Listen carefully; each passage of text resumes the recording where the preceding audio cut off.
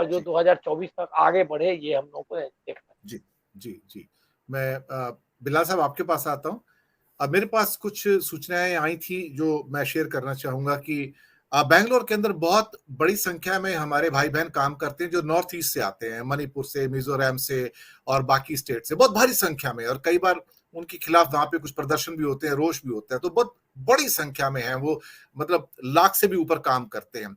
उनके अंदर बड़ी नाराजगी थी कि मणिपुर जलता रहा और प्रधानमंत्री प्रचार में रहे, एक बार अपील नहीं की कि हम शांति स्थापित कर लीजिए वहां पे, कुछ नहीं किया। तो इनके लिए वहां चुनाव प्रचार करना, रोड शो निकालना ज्यादा जरूरी था, न कि मणिपुर जलता रहा। भारत का एक राज्य जल रहा था, हजारों लोग बेघर हो गए, करोड़ों करोड़ों की प्रॉपर्टी जलकर राख हो गई, लेकिन इन्होंने एक शब्द नहीं कहा कि आप शांति रखिए, मैं वहां पर आता हूं, चुनाव प्रचार छोड़कर आता हूं।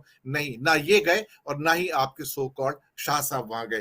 तो ये उनके अंदर रंज रहा कि वो हमको अपना ही नहीं समझते हैं। ये उनके अंदर एक दर्द जागा है। ये एक बात थी। लेकिन आप पूरे परिदृश्य को किस रूप में देखते हैं, खासतौर से जो साउथ का गेटवे भारतीय जनता पार्टी के हाथ से निकला है?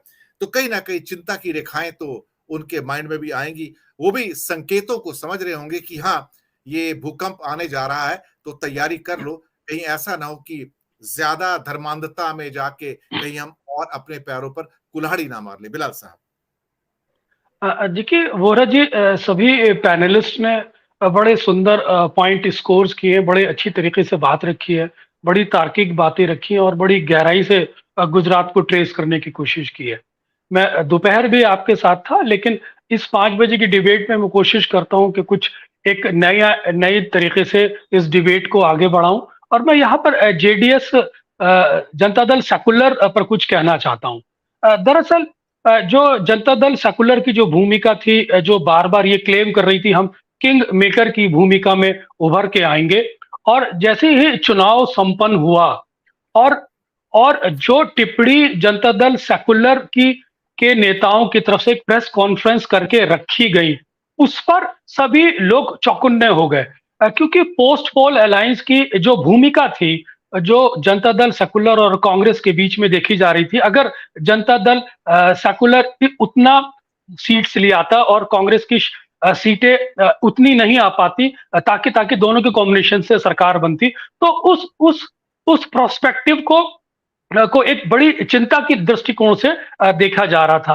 तो मैं यहाँ पर ये कहना चाहूंगा कि जो देव गौड़ा जी ने जिस नीति को लेकर और जिस धर्मपेक्षता को लेकर जनता दल सेकुलर को खास तौर से कर्नाटक के अंदर आगे बढ़ाया था, और जिस तरह से मौजूदा समय में जनता दल सेकुलर ने चोला ओढ़कर धर्मपेक्षता की राजनीति करने की कोशिश की, जो बयान के बाद एक्सपोज हो गई, वो बड़ा चिंता का विषय है। और ये बड़ी ये बताता है कि क्षेत्रीय दल किस तरह से अपने लाभ के लिए, सरकार बनाने के लिए किसी भी खेमे में जा सकते हैं। कुमार स्वामी की भूमिका को लेकर भी संदेश काफी व्यक्त किया जा रहा था, और कांग्रेस इस चीज को महसूस कर रही थी कि कहीं ना कहीं ग्लव्स इन हैंड है भारतीय जनता पार्टी के साथ।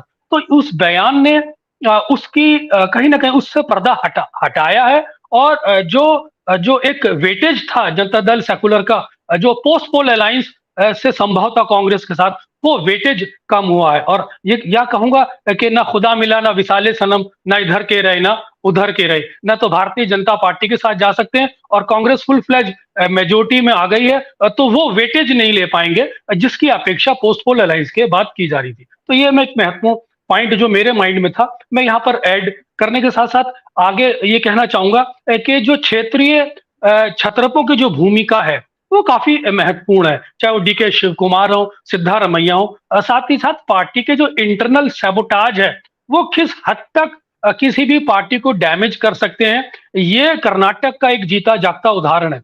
ये सिर्फ कर्नाटक ही नहीं, मेरा संकेत राजस्थान में राजेश पायलट और अशोक गहलोत के बीच में होने वाले रिफ्ट की ओर भी है कि पार्टियों को सचेत रहना चाहिए।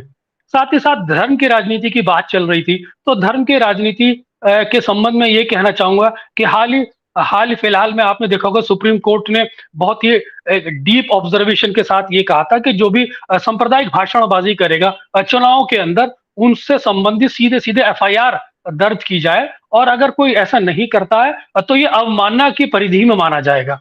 दरअसल हिंदुत्व की जब राजनीति करते हैं तो सुप्रीम कोर्ट की एक ऑब्जर्वेशन है जो लाल कृष्ण आडवाणी के समय में किसी ने पीआईएल डाल के कही थी कि धर्म की राजनीति करते हैं, तो सुप्रीम कोर्ट की ऑब्जर्वेशन आई थी कि दरअसल ये हिंदू जो है, यह हिंदुत्व है, ये एक परंपरा, ये धर्म नहीं है।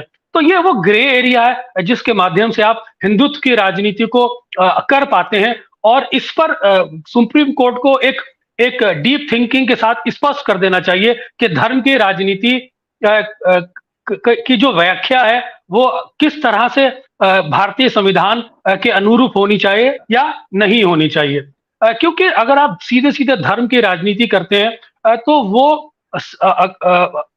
इनडायरेक्टली एक सांप्रदायिकता की परिधि में भी आ जाती है।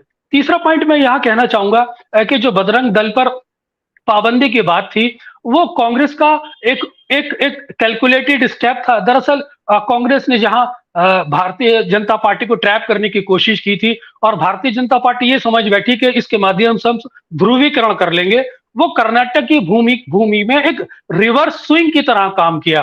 क्योंकि पीएफआई पर ऑलरेडी कांग्रेस बैन की बात कर चुकी थी, तो बजरंग दल पर जब उन्होंने बैन की बात की तो वो जेडीएस के जो माइनॉरिटी वोट है उस पर ज्यादा प्रभावित हुआ और उसने जेडीएस के माइनॉरिटी वोट को शिफ्ट किया कांग्रेस के अंदर, जिससे जेडीएस को भी नुकसान हुआ और कांग्रेस को एडवांटेज हुआ। तो ये रिवर्स स्विंग की तरह कर्नाटक के अंदर काम किया, और साथ ही साथ जिस पोलराइजेशन की अपेक्षा भारतीय जनता पार्टी कर रही थी वो उसमें कामयाब नहीं हो पाई। तो ये कुछ पॉइंट्स हैं जो मैंने महसूस किए हैं और जिसको मैंने आपके सामने रखा।